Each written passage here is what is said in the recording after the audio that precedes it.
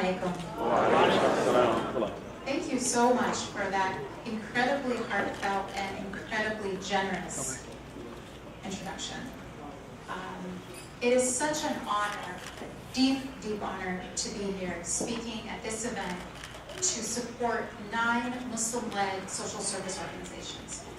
It's so interesting that this date, of course, was set many, many months ago, but it's a very interesting coincidence because you may have heard that Bernie Sanders was invited by Pope Francis to come to the Vatican to discuss the moral economy.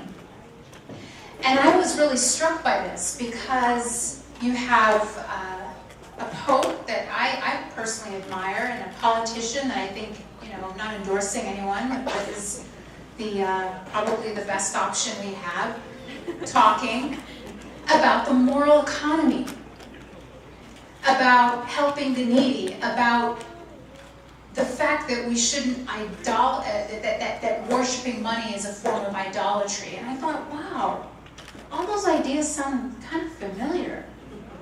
Where have I heard this before?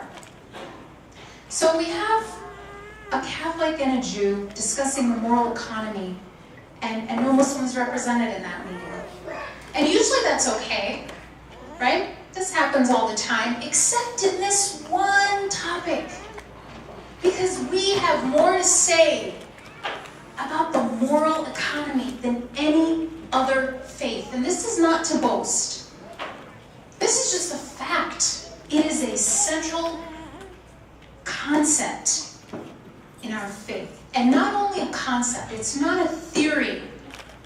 It's not something we pontificate about. It was an applied reality across centuries and continents. The moral economy. We call it Islamic economics. Some very rigorous analysis and experience with the application of these concepts of ethical economic practices. And yet we were not invited to that meeting. And what it made me think of is that had that meeting been about religious extremism, we would have been the first ones to get an invite. Because we're always at those meetings.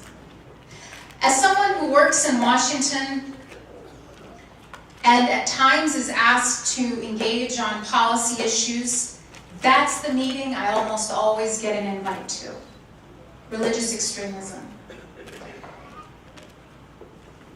And what it really told me was this, that we still are constantly asked to tell the world who we are not. But very rarely are we invited to show the world who we are. And that's why I'm so honored to be here. Because this event is about showing the world who we are. This event is about the applicability, the execution, not just the talk, of this thing called the moral economy, of this idea of ethical economics in practice. And I am humbled to be a part of it. The thing about Islamophobia, the thing about bigotry and racism, is it keeps you on your back foot defending yourself. You spend almost all of your time justifying simply your right to exist, your equal humanity. Just defending and just explaining why you're not all the evil things you're being accused of. That you don't have the opportunity to give and contribute ideas and solutions to real problems because there's not enough airtime for it.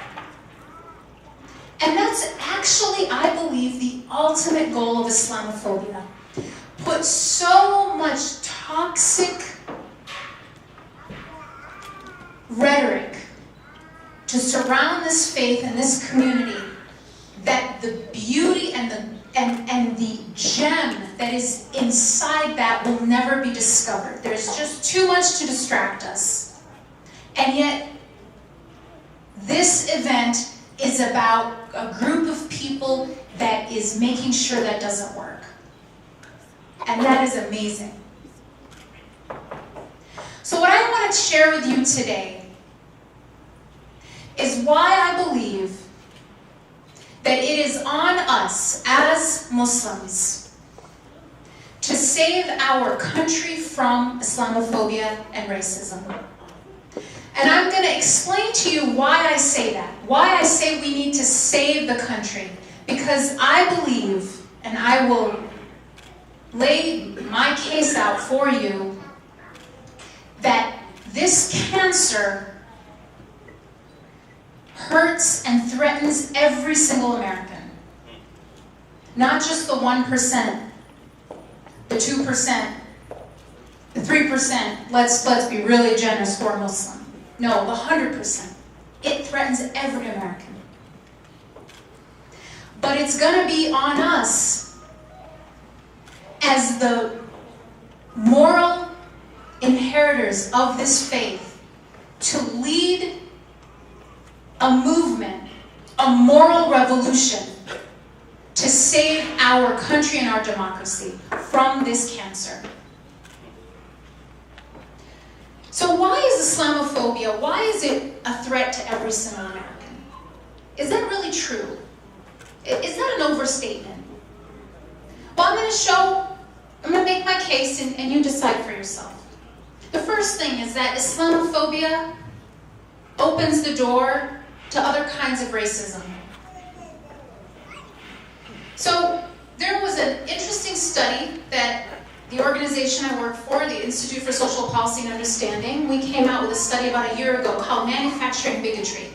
This study looked at anti-Sharia legislation, and this is state-by-state law that gets proposed. Sometimes it passes, sometimes it doesn't. It's been proposed in almost every single state in America, and it's passed in about half a dozen states. What this law is, it's either anti-Sharia legislation or anti-foreign law legislation. What it does is it singles out Muslims to have their legal documents that are based on their faith principles to be rejected from American courts. So I used to think anti-Sharia legislation was kind of a joke or something, like passing laws against, Martian invasion. No one's trying to change the Constitution, right? But it's actually way worse than that. It's not just fear-mongering and has no impact. It has actually legal impact on real people's lives. I'm talking about wills that are written with the word Sharia or based on Sharia principles in places like Oklahoma are no longer admissible in court. Your divorce settlement based on the principles of Sharia no longer admissible. So it is clear singling out of Muslims for religious discrimination, and it's a violation of religious freedom for just Muslims.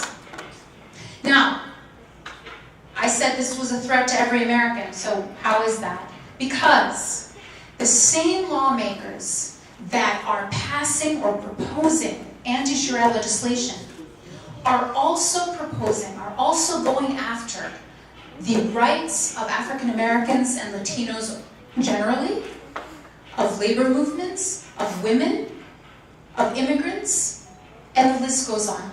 There's an 80% overlap between anti-Sharia legislation and these laws that curtail the rights of other historically marginalized people. So we are not one isolated group as Muslims. This is one symptom of a much wider disease. And it's a disease of fear. It's about people trying to marginalize a demographic that they feel threatened by. Whether that's people of color, immigrants, Muslims, or any of these other groups that I just mentioned. So Islamophobia makes it easier to go after people in other communities. The other thing about Islamophobia that's very interesting is that it's actually linked to anti-Semitism. And this is, again, based on a study where at Gallup we asked people, Americans, so a representative sample of the American public about their views of Islam and Muslims, and we looked at all the different variables that linked with anti-Muslim prejudice. We looked at education, whether they're Republicans or Democrats. We looked at all kinds of variables. And we found that the strongest variable that predicted anti-Muslim prejudice was not low education, was not, not having a Muslim friend, or any of these things that you would think. All these things were important, but they weren't the most important. The single most important variable to predict anti-Muslim prejudice was anti-Jewish prejudice. Anti-Semitism is the strongest predictor of Islamophobia. So yes, Islamophobia is a threat to many more people than just Muslims. Now let's say you're not a person of color, you're not a member of a marginalized community, and you're not Jewish. Does it impact you? Yes, it does. Because Islamophobia makes every single American less safe. It strengthens the terrorist narrative. Their narrative is one that divides human beings along faith lines, along cultural lines, and even more than that, it really just divides the world based on who's with them and then everyone else. Islamophobic rhetoric strengthens their narrative. They use Islamophobic rhetoric in their propaganda videos. It's that close of a link. So yes, Islamophobia makes us less safe. It opens the psychological space for alienated young people to hear that kind of rhetoric, and it might actually make sense to them. Because alienation is the single most important variable across extremist groups. And when I say extremist groups, I don't just mean Muslims, across the board. Any violent extremist groups, when you look at what they all have in common in terms of their recruits, it's alienation. It also distracts us. It makes us less safe because it distracts us. It distracts us from the real terrorist threat in America. And that real terrorist threat in America is white supremacy. I'm not saying that to just say it or because I'm against white supremacy. I'm saying it because that's the empirical fact. When you look at fatalities, American fatalities at the hands of domestic terrorists, the vast majority of people in America who die of terrorism, a terrorist attack, they die at the hands of white supremacists or anti-government separatist terrorists. So when we focus entirely on Muslims, we're being distracted from the real threat, or the threat, the majority threat, which is not Muslim terrorism. And then finally, Islamophobia makes us less safe because it radicalizes white supremacists and makes them violent and gives them psychological permission to act out on that violence. And that's a threat to people of color, to Muslims overall, and to people who have the misfortune of being mistaken for being Muslim. So it's a threat to Americans because it radicalizes racists into violence. So that's how Islamophobia keeps us less safe, but it also makes us less free. You know, we hear a lot about the founding fathers from certain segments of our political elite, and they especially like Thomas Jefferson, one of their favorite founding fathers. And here's something Thomas Jefferson said. He famously said that the foundation of a democracy is a well-informed citizenry. He said, if you are not educated, if the population is not educated, rational, well-informed, then democracy doesn't work. Now, consider this. 80% of media about Islam and Muslims is negative. This is, again, a study looking at media content analysis. The protagonists that represent Muslims and Islam in the media are not religious leaders, they're not imams, they're not, scholars of Islam. They are armed militants. Contrast that with the Catholic faith or the Jewish faith, where religious leaders represent their faith in the media. This is, again, a study of content analysis of American news media by a group called Media Tenor. They're based in Germany and do this work for corporations and universities. Now, here's the thing about this 80%. Now, is that a high number or is that normal? People will always take that number and say, oh, well, the media is negative about everything and everyone. No, it's not. That's not true. When you actually compare media coverage of other religious faiths, Jews and Christian, Jewish and Christian faith, it's mostly neutral. It's not negative. It's mostly neutral. It's just about Islam, 80% negative. Just as a point of comparison, the percentage of negative coverage of North Korea, a designated terrorist state, is 72% negative. So you have a faith of 1.6 billion people more negatively portrayed than a designated terrorist state.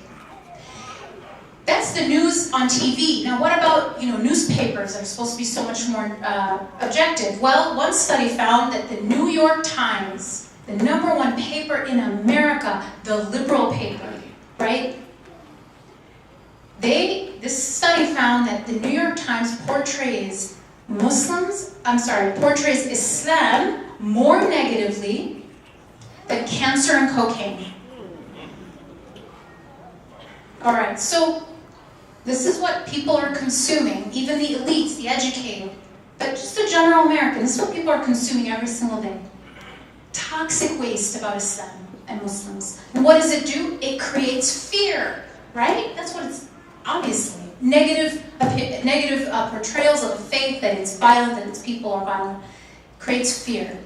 People are afraid. They're consuming fear every single day. What does fear do? Well, here's 3 things fear does. And this is my argument why Islamophobia makes us less free, and it's a danger to every single American. Fear kills freedom. Here's how it kills freedom. According to neuroscience, now this is not psychology, this is actually your wiring, the wiring of your brain. It's a physical science. According to neuroscience, fear does 3 things to us. It makes us more accepting of authoritarianism, conformity, and prejudice. 3 things that erode the foundation of democracy, that kill our freedom, that make us submit our freedom, give it away in exchange for the promise of security. So fear kills freedom, and Islamophobia is all about feeding us fear. So yes, Islamophobia is a threat to every single American. And it's going to be on us to save America from itself, from this disease. So how do we do that? Well, I suggest 4 things. First, we have to recognize bigotry and call it out in media and in politics. The first step, the first action in this process of leading a moral revolution is at least raising our own awareness of this problem. And then calling it out, having that courage to stand up and say, no, what is happening is wrong. So how do we recognize this phenomenon? Well, it's in so many places. It's institutionalized racism on a law enforcement level. It's also rhetorical racism. I'm just going to start with the things that are more subtle, that aren't as easy to kind of pick out. Collective guilt. Okay? Collective guilt is one symptom of this problem. It's demanding that Muslims be held responsible for the actions of members of their community who do something horrible. Because collective guilt is not applied equally. is it? When a member of the majority does something wrong, that person is an individual accountable just for themselves. But when a member of a minority group does something wrong, they are representing their entire community. And when that happens, we just have to call it out. As tiring as it is, as obvious as it seems, we have to keep calling out this assigning of collective guilt. In one way, it's a sign that's a little more subtle, is of course asking Muslims to apologize or answer for the actions of people they have nothing to do with, over and over and over. And we have to call that out and say, the fact that you need me to assure you that I don't condone the killing of innocent people simply because of my faith or the color of my skin means that you owe me an apology. Attributing evil acts to a person's faith or culture, rather than ever exploring external factors like, say, mental illness or a hard family life. It's actually it's a psychological error. It's called fundamental attribution error. And what it means is that when someone is in an out-group, when someone is not one of us, right? They're not one of us, then we see their evil acts as inherent to them. It's because of who they are that they did this bad thing. But when a member of our in-group, a member of someone who's like us, does something wrong, we want to find all kinds of excuses for them, right? Well, look at their family life. They have, even if they had absolute, it's interesting, if you just look at what law enforcement will say in many cases, not always, when someone does something crazy, not crazy, but something criminal. You don't even have to you don't even have to know what the person, the criminal's name is, or what they look like. You will know the color of their skin just by how they're described. Because with no psychological, evaluation, with no looking at their history, they are already always mentally ill, right away. Because you need to find some excuse to explain why they're doing something horrible. If it's a Muslim, we never even check if they have a history of mental illness. I just heard about this horrific case. NYPD went after this Muslim man who had a very long history of mental illness. And basically, what many believe was an entrapment case got him convicted of trying to do a terrorist act. He's now in prison and he just attempted suicide with a long history of mental illness. But this idea, a Muslim and mental illness somehow don't, it's not even a consideration. It's a very quick assumption that it's their faith that made them do it, not some external problem that they were suffering from. The other thing that's inconsistent is definitions of terrorism.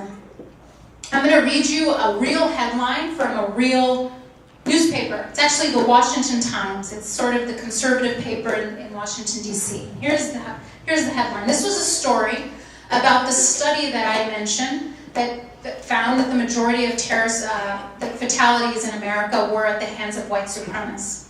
Here's the headline. Majority of fatal attacks on U.S. soil carried out by white supremacists, not terrorists.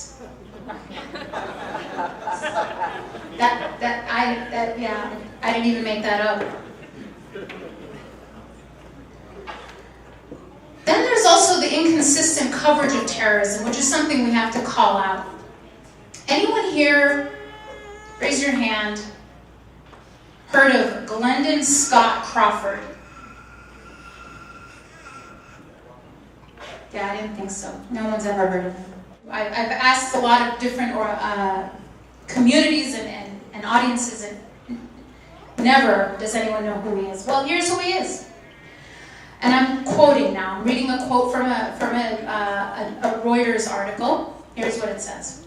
Glendon Scott Crawford was a terrorist who attempted to acquire a weapon of mass destruction and to use it to kill innocent members of the Muslim community, said Richard Hartunian, United States Attorney for the Northern District of New York.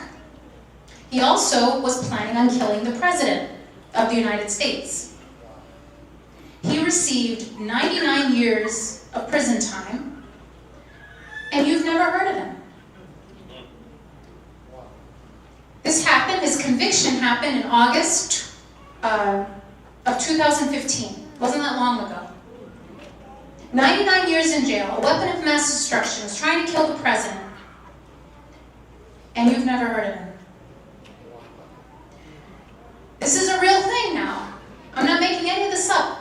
Imagine, just for a split second, if the identities of the would-have-been victims, Muslims, and the criminal were switched. Do you think you might have possibly, in passing, heard about this, maybe? So there's a real problem with not only the definition of terrorism, but the coverage of terrorism in our media. And that's why it always shocks people, and I get a lot of hate mail when I say publicly the majority of terrorist attacks, the majority of terrorist fatalities are at the hands of white supremacists. It's actually a fact, and it's in the literature, it's even in FBI reports, but nobody knows about it. And they think, they're offended by the notion, the possibility, even the suggestion of such a thing. And it's because there is this incredible bias in the coverage. So we have to call it out, and that's the first step. The second thing is we need to build coalitions, brothers and sisters, because we're not in this alone. This is not something that just impacts Muslims or one community or one group. We have to reach and take the hands of so many other people, so many other communities that are reaching out to us. One of the many things that bigotry wants to do to its victim is to make them feel small, to make them feel isolated, and to make them feel that they are all alone. And we're not alone. And we shouldn't feel alone. We have to build meaningful coalitions to fight this collective ailment. Third, we have to gain inspiration from success stories. I actually collect success stories because they inspire me and they keep me going. In my mind, in my heart, I believe in the inherent goodness of human beings because I'm a Muslim. And that's what we're told in the Quran. In fact, one of the most interesting things about when you study prejudice, when you study bigotry, is that people who know nothing about Islam, don't know the name of the Prophet, don't know the name of our book, have never met a Muslim, have no idea at all about us, actually have no prejudice. And people who know a lot about Islam, this is a very tiny community, a very tiny group of people, probably all in universities, but people who say they know a lot about Islam and Muslims also have no prejudice. It's the people in the middle who know something or think they know something. That's where the greatest prejudice lies in America. People have to be taught to hate. Left alone, they actually don't hate. They have no prejudice. They are harboring prejudice. Well, Americans actually know nothing about Buddhism. They know less about Buddhism than they know about Islam. And yet they have no prejudice against Buddhists because they've never been taught to have hate. And when you look at the media, and I just explained 80% negative, it's hardly a surprise. So there is good news, and I think we need to be on the lookout for that, for those success stories and gain inspiration from them. I'm just going to share with you a few of them. They're very quick. One of them is Miss Puerto Rico. Did you guys hear about Miss Puerto Rico? You know that she was suspended? Okay, so Miss Puerto Rico, this is a beauty queen, and she was suspended because of an Islamophobic tweet that she posted. And I thought that was was interesting because I don't really see the sort of Miss America organization as being too worried about Islamophobic rhetoric, usually, and it's not their thing, they don't care. But here's, when you look at you read the story more carefully, here's how it happened.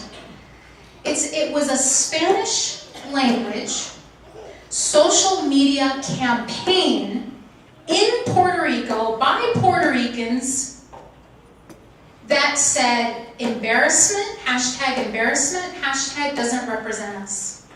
And it was so big, so widespread, that the organization, the Miss America organization, had to respond and had to suspend her because the people demanded it. These are ordinary Puerto Ricans. Most of them don't know Muslims. And they did that because they knew what was right and what was wrong. And that's a success story we should gain inspiration from. You all may remember this whole crazy thing called the Coalition for Humanity. There was 20 planned protests across the country in front of mosques. I think it was supposed to happen here in Atlanta. People were encouraged in this Coalition for Humanity to basically, if they could, come armed. But what happened? The protests hardly happened, right? Most places it was canceled. The big one in DC never even occurred. But what did happen instead is in many places, hundreds and sometimes even thousands of interfaith supporters and neighbors came to protect the mosque and to show solidarity. So those are the people that showed up. And in the few times, in the few places that there were some of these other protesters that came, they were vastly outnumbered, and in many cases were invited into the mosque to get to know the community. That's something I gain inspiration from. Because those people didn't show up because there was such a strong and loud and unified voice against them. They were intimidating because they were outnumbered. And I gain inspiration from that. From the power of relationships. Does anyone here follow Humans of New York? I love that Facebook page. So Brandon Stanton is a very neutral guy, right? Apolitical. But he decided to write an open letter to Trump. He said it wasn't a political decision, it was a moral decision. And he called him out on his bigotry in this letter, in this post. Did you know that it is the most shared post in the history of Facebook? Not 1 million likes, 1 million shares. A post declaring what was right, what was wrong, calling out bigotry. And I gained inspiration from that story. And my own story, you heard a little bit about it. What happened to me after 9/11, now I had friends whose Islamic schools had to be evacuated that first week after 9/11 because of a bomb threat. There was some serious threats, and I'm not, denying that or pretending that these things don't exist. There were mosques that were set aflame. There were mosques that were vandalized. There were people attacked and killed that first week. This happened. So when organizations were saying, don't go to the mosque that first Friday, it was a real question. We didn't know what was going to happen. We didn't know what we were going to find that first Friday after 9/11. It was a natural day, a natural target for people who wanted to take out their confusion and their anger on the community. So we had to decide if we were going to go to the mosque that day or not. And actually, we were explicitly told, I remember there were alerts, national organizations saying, don't go to the mosque that Friday. It's going to be a target. It's better to stay at home, stay safe. And we decided to go anyway. We decided to go because we weren't going to let terrorists or bigots control how we practiced our faith. So we went. We went to the mosque that Friday. It was my first time in that mosque because we had just moved to this new city. It was actually Pittsburgh. And I was nervous. I didn't know what to expect. I didn't know what I was going to find. And as you heard, I walked in and was holding my 1-year-old. And the whole musalla was full, completely full. which was surprising because I thought it was only going to be a few people since everyone was being told to stay home. And then the imam announced a thank you and a welcome, because half the congregation that first Friday after 9/11 were Christians, Jews, atheists, Buddhists, people of faith and no faith, would come not to attack us, but to show us solidarity. Allahu Akbar. And fourth, I think the final thing we need to do to lead this moral revolution is we need to stop telling people who we are not. And we need to start and continue and build on the work of those people who are showing the world who we are. And that's everyone working in these organizations that we're supporting tonight. It's not my job to fundraise, but I am asking all of you and impressing upon you the importance of this moment in our history, in our country's history, in our community's history. This is the work we have to do. These organizations are doing the hard work of showing, not just telling. These people, these organizations, these institutions are building an infrastructure for what Islam must be in America. And I ask you to dig deep in your hearts and in your pockets to support this important work. Thank you.